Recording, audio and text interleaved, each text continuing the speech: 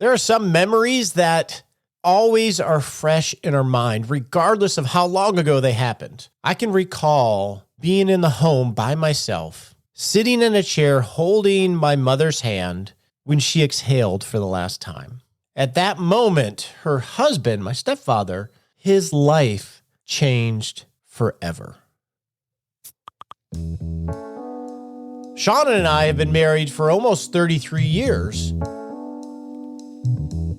It's almost certain that at some point in our lives, one of us is going to deal with a change of losing the other.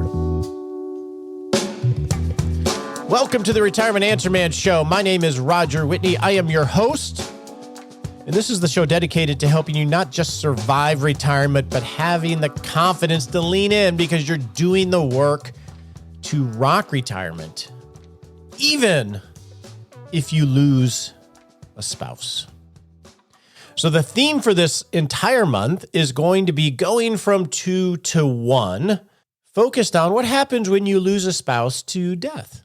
Some of this will apply perhaps if you lose a spouse to divorce, and that may be a theme in the future, but this month we're going to focus on having to walk and rock retirement by yourself when that wasn't your intention. To help us, we're going to have some guides, some people just like you that have had to walk this journey and are walking this journey to help us navigate this. I have not had to personally. Hope to not have to do it for a very, very long time, just like I hope the same for you. But this happens. This is life. And so here's how we're going to approach it. This can happen at any time, either before retirement, in early retirement, or later in life. And so those are going to have different themes based on how that happens. And when you lose somebody, we have to acknowledge you're losing more than just your spouse, your partner, your lover, your friend. You're really losing two things, aren't you? You're losing that person for sure, but you're also losing yourself in many ways, the structure of how you have envisioned your life. You're losing the dreams that the two of you had, the routines that you had set up, the social network in many ways is going to change. So it's not just a single loss of the person, and we're going to think about all of these aspects, not just simply the financial aspects of planning, but we're going to address those as well. Our mindset, I think, that we need to have as we discuss this throughout the month is going to be going from this sucks to doing the work and maybe defining what that work is, getting to this horrible thing happened, but I will still have a great life, and ultimately alchemizing this event that happened or will happen to one of you to bring good from it for yourself, for the people you love, and for the world, rather than other pathways that you have likely witnessed.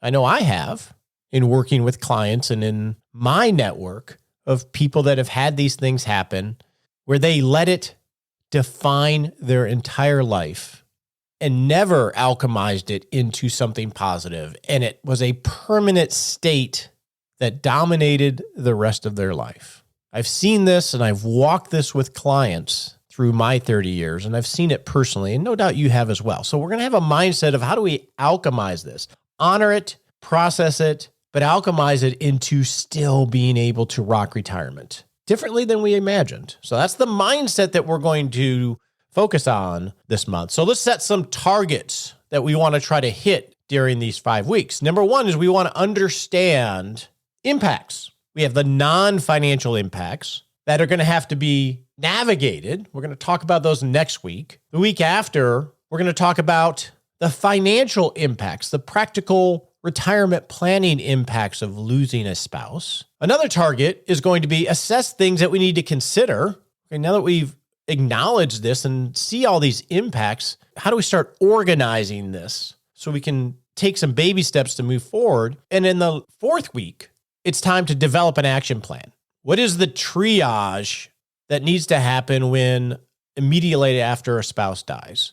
How do we navigate this storm financially and non-financially? Secondly, how do we develop the roadmap to sail into a new future after we've gone through the grieving process and navigated the financial storm as well. And then in the last week, because this is a 5-week month, so we have some time here, is going to be hearing wisdom from people that are walking this journey, that are honoring you and I by being willing to share their journey so we can realize that, hey, we wouldn't be alone in this. So that's the plan. We're going to try to do it with respect. And yeah, it's a sad topic to talk about, but it's an important one that we need to keep in mind.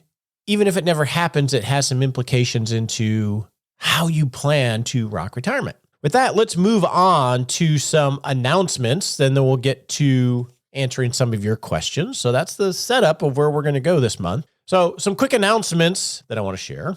Number one is we have transcripts for the show now. Yeah, we've never done that. Well, maybe years ago. So if you go to rogerwhitney.com, if you go to the show notes for each episode, you will start to see written transcripts that are edited. So if you process by reading and you want to maybe grab some things, it'll be much easier for you to do that. We're excited about that. Second announcement is we are looking for an amazing retirement planner, a CFP, to join my team at Retire Agile that wants to work remotely in a full-time position, never have to get into the business of retirement, just can do planning and love on people. You can go to, we'll have a link in the show notes to where you can apply for that, or you can email me at roger@retireagile and I'll get you the right link. And then lastly, since it's the beginning of the month, I wanted to talk about the books that I finished last month in February. It was a little bit of a practical month last month from my reading perspective. I read B 2.0. That's Beyond Entrepreneurship 2.0, a Jim Collins book where it was a revisiting of a book that he wrote with his mentor and refreshed it. It's about project management and strategic planning from a business perspective. The second book that I finished, which is very related to that, is a book called Traction, the Entrepreneurial Operating System, which is again about strategic planning on a more practical sense of having a system for how you not just have a strategic plan, but manage the strategies and then the tactics so you can get into a rhythm. And the reason I read these two books is I'm on a mission. We have a target to have a refreshed strategic plan in place prior to my company retreat in, when is it? I think it's the end of April, where we can present the vision, reaffirm the core values that we have. We refresh those, as well as talk about the strategies and have a tighter way of managing, achieving what we want to achieve from our perspective. And this actually impacts you if you listen to the show or in the club or interact with us in any way, because our vision, our purpose for being, we know that's solidified, is empowering you to rock retirement. Empowering you to be able to integrate your life and all the life aspects and the money to result in you living a life that you look back at the end of life and you're really proud of, and you minimize those regrets. We want to build an ecosystem that hasn't been seen before that allows you and empowers you to do that. So that's exciting. So that's why I read those books, because we're working on that strategic plan. And some of you have sent me some emails because I've spoken about this with some of your experience in strategic planning. And thank you so much. I read every email I get and I get the tips. It's difficult to reply to everybody, but thank you for helping us on this journey. The last book, so I read 3 books in February. The last book I read is Rethinking Positive Thinking by Gabrielle. I can't remember the last name. We'll have a links to all these in the show notes, by the way, or in the transcripts. It's a great book about how positive thinking isn't enough. Essentially, in positive thinking, and if you're our vintage of human, we remember when there was this big movement of if you just close your eyes and you imagine the future, you will manifest it. There was this trend of just manifesting through positive thinking that a lot of us saw probably in the 80s or so. And this comes from a scientific perspective of, does that really work? And the short answer is no, it doesn't. You have to hold that up and do some mental contrasting to look at it in reality so you can acknowledge the obstacles that might be in the way, so you can develop a plan to overcome the obstacles, or decide, hey, these obstacles represent a journey I don't want to go on, and help filter these potential goals that you have. Great book. We did a book study on it in the Rock Retirement Club, so that was very helpful. So those are the 3 books that I read this month. Now, I'll give you a TV series if you like TV series, because I have one that two actually, that I would suggest. One is, and this is an MGM streaming thing. So everything's a streaming thing now, isn't it? But it's called SAS Rogue Heroes. And it's about the founding of the SAS in World War II. That's like the British Special Air Service, I believe. Fantastic series. I'm actually reading that book right now, so we'll talk about that book. But the word that comes to mind to me when I watch that series, has that great dry British humor, is audacious, which is a fun word, audacious. David Sterling and Jacques Luz, the two architects of the SAS, they were audacious in some good ways. Maybe we need some more audacity in our lives. So that's what I'm watching now. The second one is on Apple TV, which is called Shrinking, with Harrison Ford and I think it's Jason Segel, Peter Segel. I forget the guy from Forgetting Sarah Marshall. Wonderfully, just a warm, funny, thoughtful series. So those would be the two that I would check out if you like TV. But for now, let's move on and answer your listener questions, because those are important.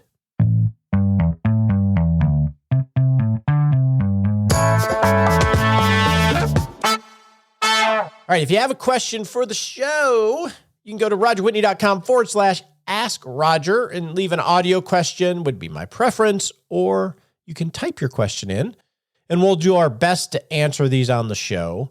So our first question comes from Beth on Roth conversions.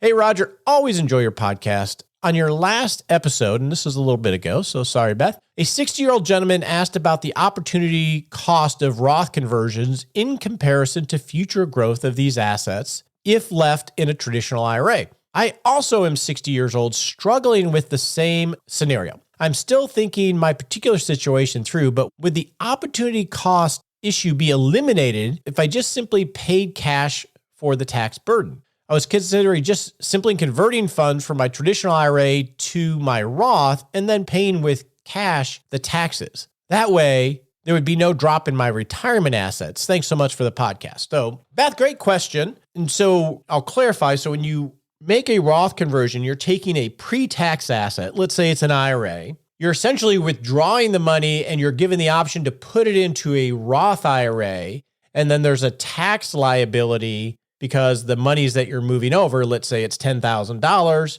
there's a tax liability, and then it goes into the Roth. And you basically are prepaying your taxes on that $10,000, and then that $10,000 can grow forever.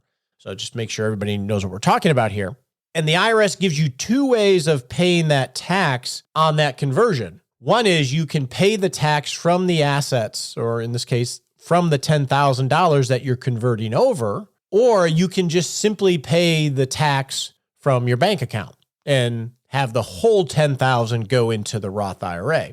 So Beth's question is, does that opportunity cost go away if I just simply use cash in my after-tax investments? Not necessarily, because you still have the opportunity cost. Let's use the example. Let's say it's $10,000. You're converting it to a Roth.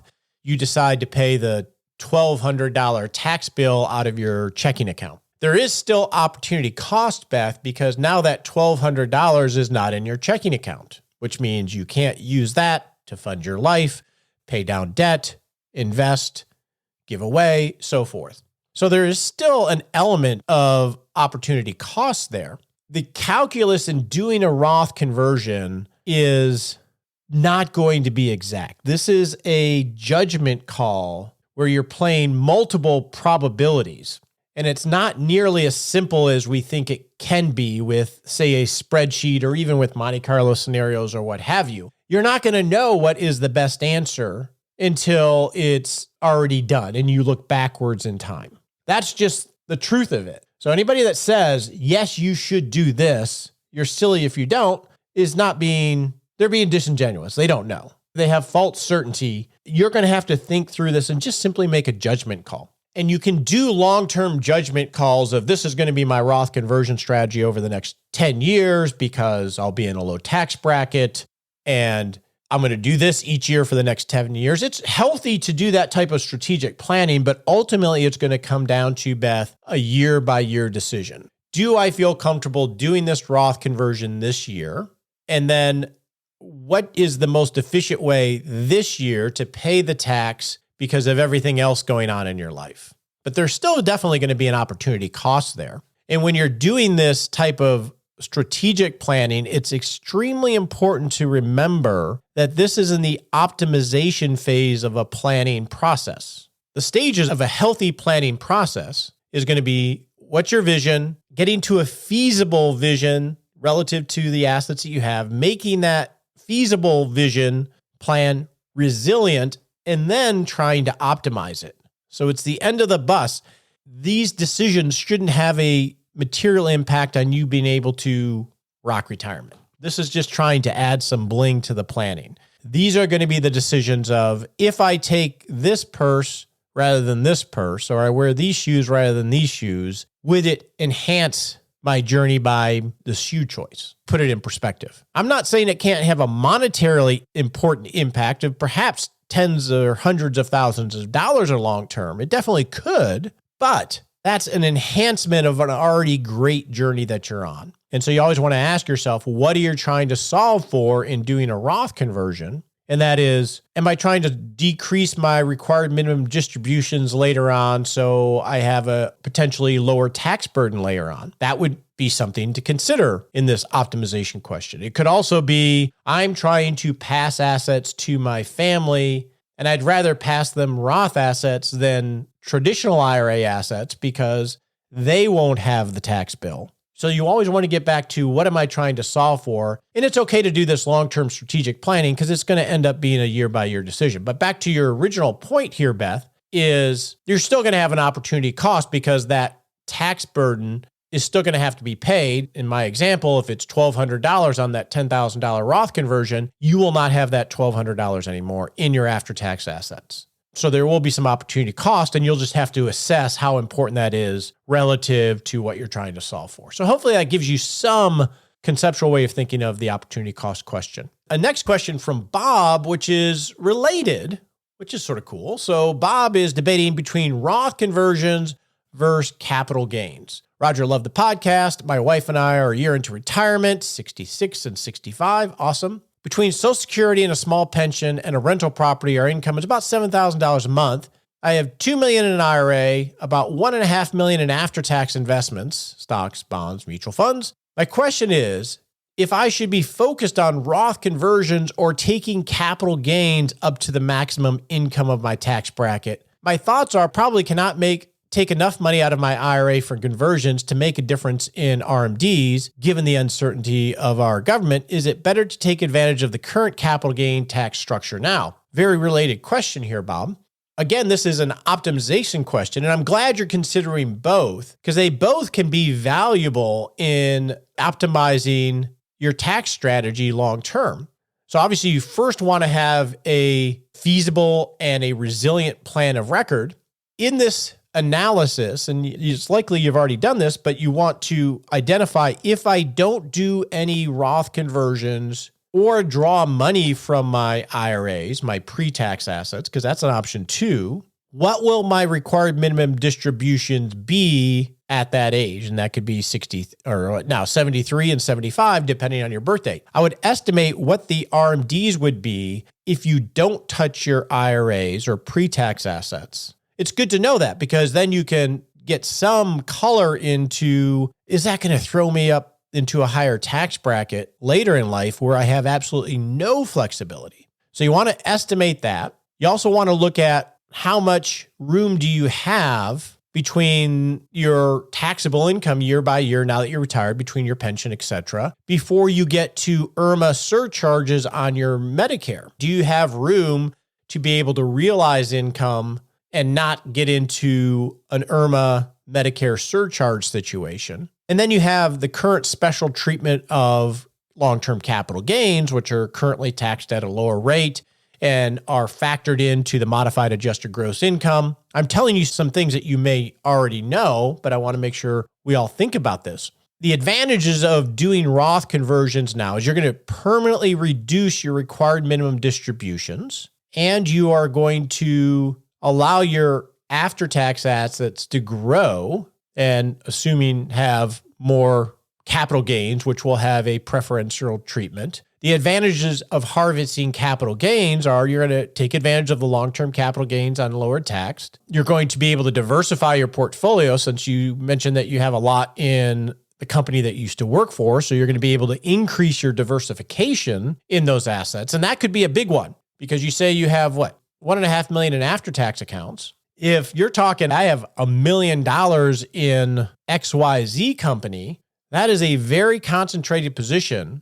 And that is probably very undue risk that you're taking, regardless of how awesome the company is. That is a risk that is very easily taken away by diversification. And that's the idea of diversification is you try to take away all the risks that you don't have to take. Why take the risk if you have to take? The hard part is, depending on the company, it probably has been very, very good to you. Right? It's a great company. They've given me great dividends. Look at this growth I've had. This thing has made my retirement in some ways. And there's a lot of affection for that and respect the fact that, man, it wasn't General Electric, it was Apple or whatever it was. And it can be hard to do that diversification because of that, plus the tax bill. But that's the thing that stands out a little bit to me, Bob, is make sure that you're not overly concentrated in this one company because it doesn't matter how great the company is. Let's look at Apple. Let's look at Amazon.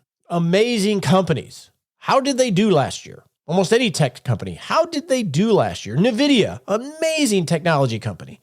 Semiconductors. How did they do last year? That's the risk that you have when you're so concentrated. I just want to put a little bold on this, Bob, to make sure you're not overly under-diversified because great companies can still go down and your retirement is your outcome. If you have a plan of record, Bob, you can run different scenarios and the answer might be somewhere in between and you're going to just have to make a judgment call on this. And you're not going to get it right. Don't put so much pressure on getting it right. It's just a matter of thinking through it in an organized way. I think from a hierarchy decision, I would say if you're over-diversified, and you have a significant portion of your retirement assets in the one company, that's a number one. Deal with that. If you have room to draw within IRMA in your tax brackets, I would say draw from your retirement assets and or do Roth conversions, especially if your after-tax portfolio is diversified. So those are at least some guidelines I can give you. You're not going to get it right. Just try to be thoughtful about it.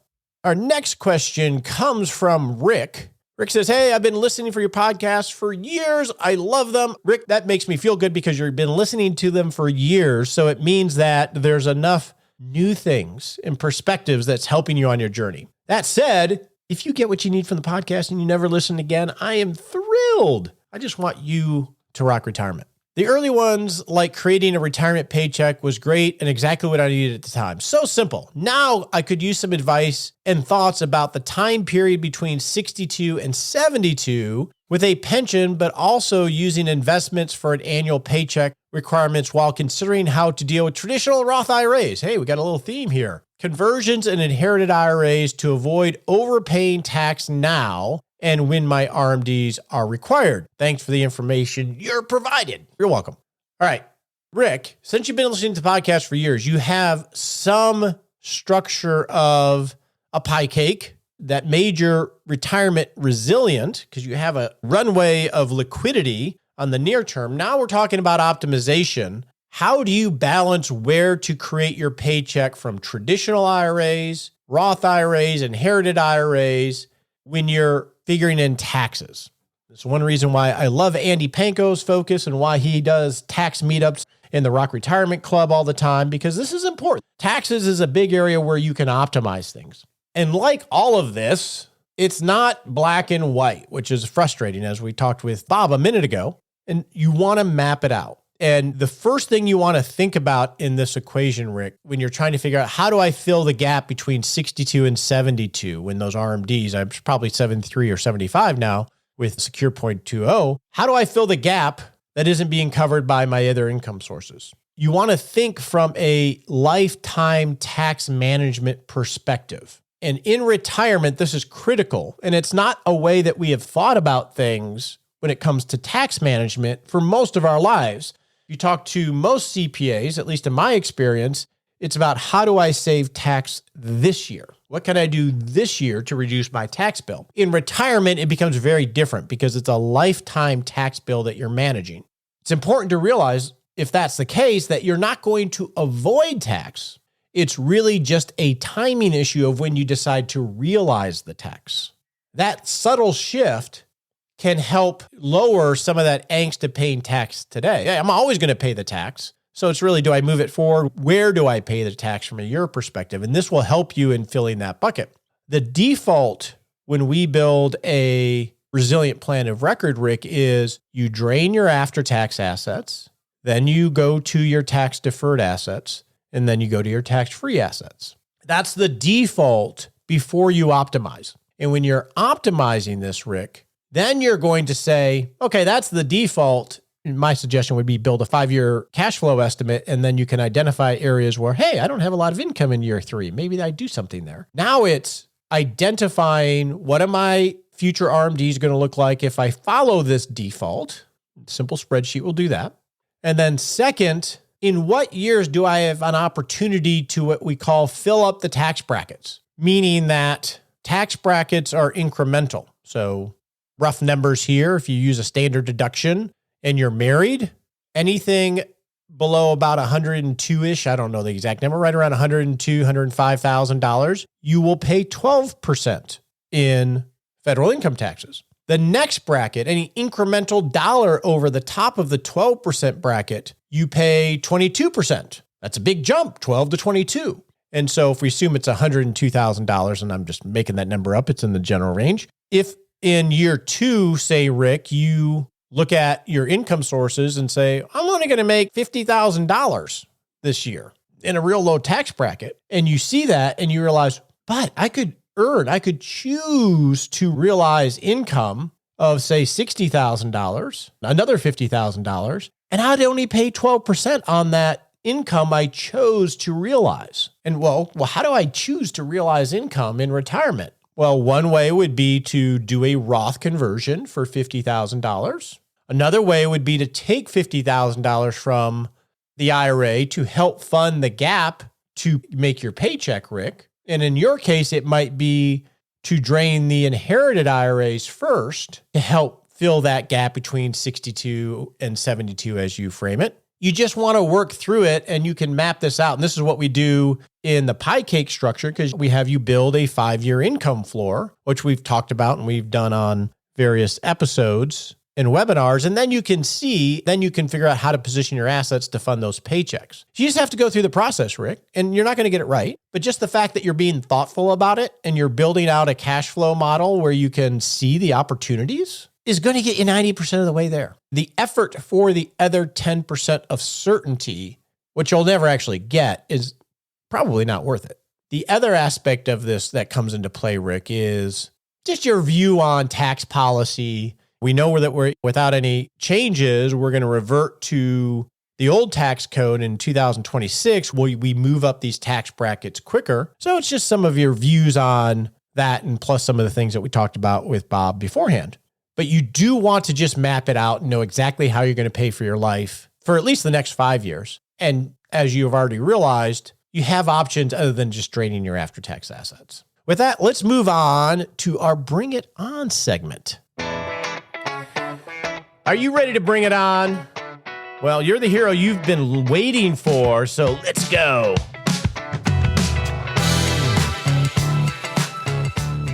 Kevin LYLES, coach of the Rock Retirement Club, is going to bring it on mindset today. Kevin, sit down, stop dancing.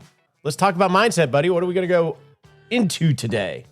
Today, I want to talk about finding meaning and purpose in our lives and in our retirement. Okay, my first reaction when I hear that is it sounds, I want to say foo-foo. It's not foo-foo, but it just sounds meaning and purpose. It sounds like I'm sitting on top of a mountain cross-legged. Is that how we're going to approach this? Because you're a high-powered attorney. I can't imagine you doing that. So what does it mean? When I first studied this in retirement coaching, I had the same reaction as you. And yet we know a lot of people really struggle in retirement with these concepts. And I want to try to make it easier to think about for them and bring it down to where it is a very important aspect of retirement. It's a very important aspect of life. During our careers, frankly, our careers give us a pretty strong purpose for most of us. And that's why we don't think about a 30-year-old struggling with finding meaning and purpose. Although we do hear of those people who are burned out in their careers and want something different, right? But in retirement, you have to create your own purpose. You could even go farther back, because starting in school age, you have structure and purpose of every day. Exactly. Your life has pretty much been planned for you for certainly your school years. Your parents have most to do with your life, where you live, what you do. But then you go to school, the same thing, and then your careers. And now you've hit 60 years old, 70 years old, whenever you retire, and you've got none of that. And so you're completely the architect of your own life. And then you face that's why thinking about meaning and purpose is important. And then you face the paradox of choice, which is you have all the options, which really is very stressful. It can be. And we talk about freedom. Retirement brings you so much freedom, but you have to choose to use that freedom. And you have to think about it the right way, which is why we're doing this in our mindset segment this month. I think of meaning is a very internal concept. It's something that is important to you. It brings satisfaction or pleasure. Can you give me an example? Yeah, it's not sitting in front of a TV show that you like. That will bring you temporary pleasure, right? But that's like a diet of only cotton candy. You're going to be left very unsatisfied if you just watch TV. Meaning is something that allows you to use your unique gifts and talents that you have to be appreciated and to feel useful. I think that's the essence of meaning. Is it something that makes you feel useful to either those people who are important to you, maybe strangers, maybe you're seeking publicity and you just want to be famous, but you want to feel useful. And often when we retire, we don't feel useful anymore. When we go to work, they pay us to do what we're doing, so we must be useful to them. When you're retired, you need that same sense of satisfaction, of usefulness. I want to get your perspective on something around this, if I can. Because I know Viktor Frankl, Man's Search for Meaning, is one of your favorite books. I know that. Yes. And I was reading a discussion the other day, or a comparison between Frankl and Freud. Oh my. Light reading, you know. I'm going to butcher this a little bit, but Freud would argue that we're driven by pleasure. And this is a retirement plan. And Frankl made the counter of no, it is meaning that is really what drives us. And when we don't have meaning in our lives, we distract ourselves with pleasure. And I think you talked about watching TV. At the core, we need to have meaning in our lives. And if we don't have it, we're going to just pursue pleasures and distractions as a substitute. I love that concept of it being a distraction. That's what we will see. And a lot of retirees report they do this. They sit in front of a TV, binge watch. Maybe it's their favorite comedy, whatever it is. That is a distraction. But I think when we seek meaning, we get pleasure and we get meaningful pleasure. I guess we can't use the term meaningful to define meaning, but it really is a sense that our lives are on target, that we're in sync with ourselves, with our own personal values, that we're in balance. Our lives are in balance. We know what we're doing matters. And then happiness and contentment are a byproduct of pursuing some meaning. Yes, exactly. I think you end up with contentment, with happiness, with pleasure. When you do it, there are other temporary ways, as we discussed, watching TV, eating cotton candy, whatever, but those are distractions. And there's nothing wrong with distractions in our life. They just can't form the core of our life. We're left wanting. So that's what I mean by meaning. It's that internal concept. It's what's important to you. Purpose, then, this we're going to have to go deeper, Roger, because purpose is more an external concept. It involves looking outside yourself and feeling how you can make a difference to the world, to the people, the places around you. That's what purpose is. It's the focus of your life. It's where the full measure of your energy is directed. Okay. Not the full measure. That's not a good way to say it. A major part of your focus and energy are directed. That's your purpose in life. That's what you're all about.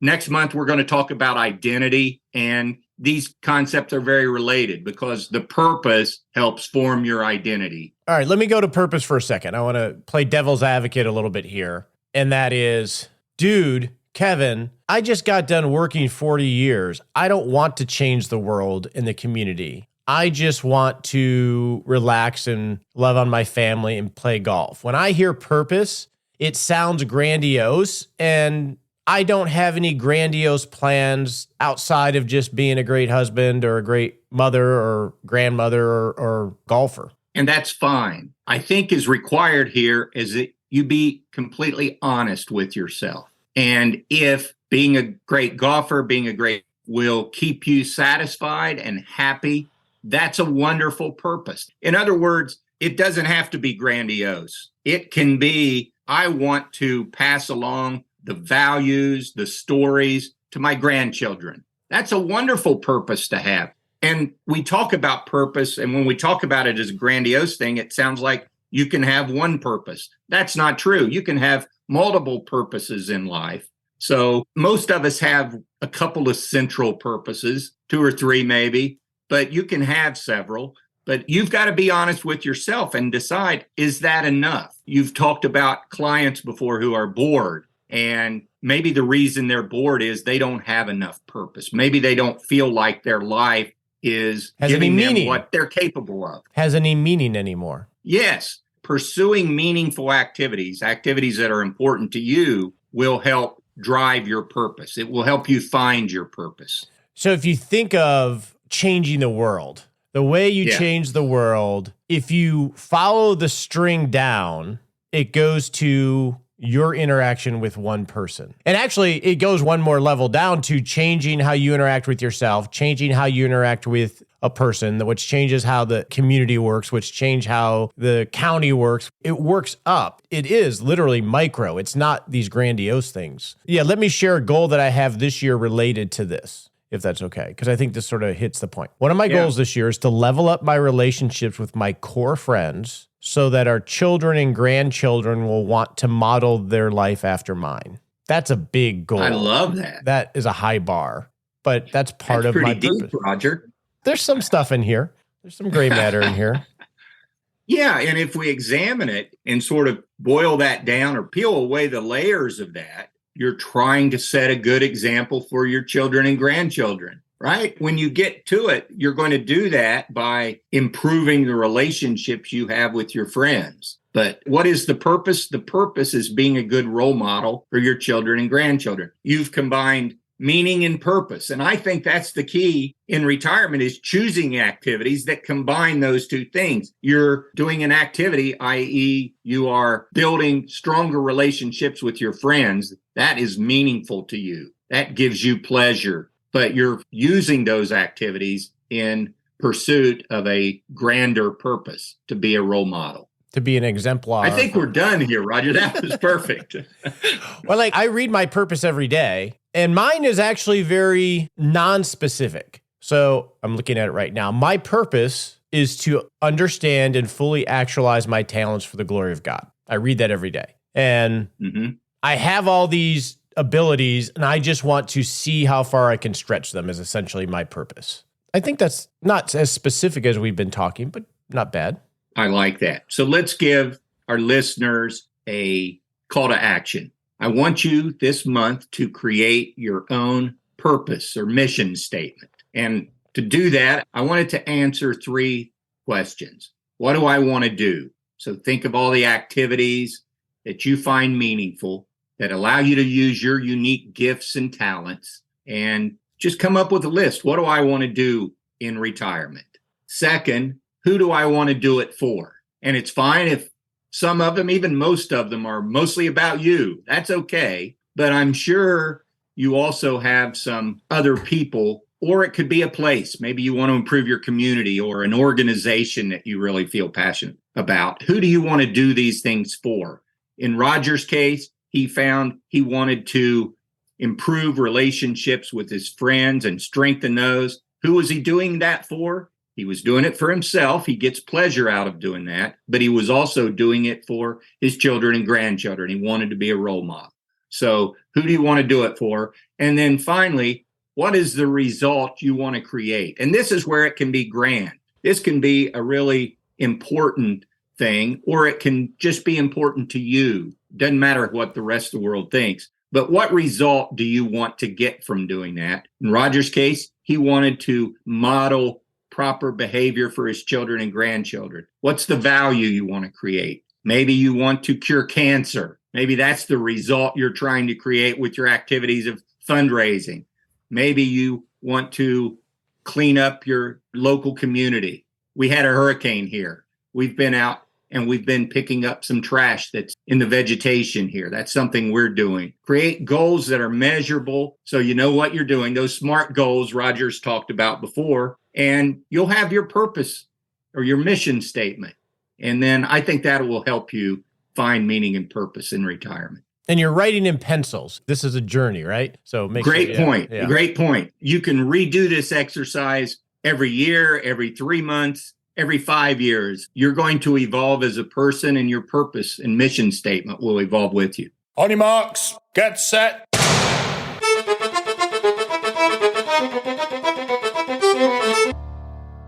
And we're off to start a little baby step you can take in the next 7 days to not just rock retirement, but rock life.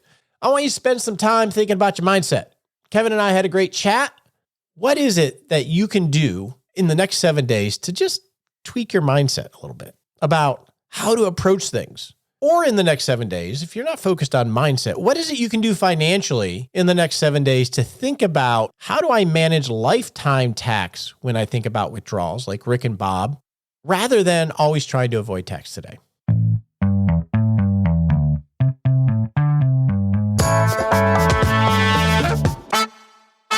So as we've been doing, we have our pledge to you when it comes to this show, and we're serious about it. And we go over that every week. And I do this partly for myself to remind myself while we're here. We are focused on you and your journey and the transition into rocking retirement. We want you to have a goal. We want you to have agency. We want you to have pathways. This is why we're here. We want to be authentic with no pretense. We want to be humble and very respectful. We want to be really, really curious in helping empower you to rock retirement by approaching things with fresh eyes, like we're going to do with going from 2 to 1, and holding up our beliefs for examination so we can adjust them or have firmer conviction. And we're going to do all of this where we're free from big finance. We're not going to talk about products for money, free from gimmicks. We're just trying to be honest here and be authentic. And we're always focused on you taking incremental action or expanding your perspective. I am all in on this. So let's go do this. The opinions voiced in this podcast are for general information only and not intended to provide specific advice or recommendations for any individual. All performance reference is historical and does not guarantee future results. All indices are unmanaged and cannot be invested in directly. Make sure you consult your legal, tax, or financial advisor before making any decisions.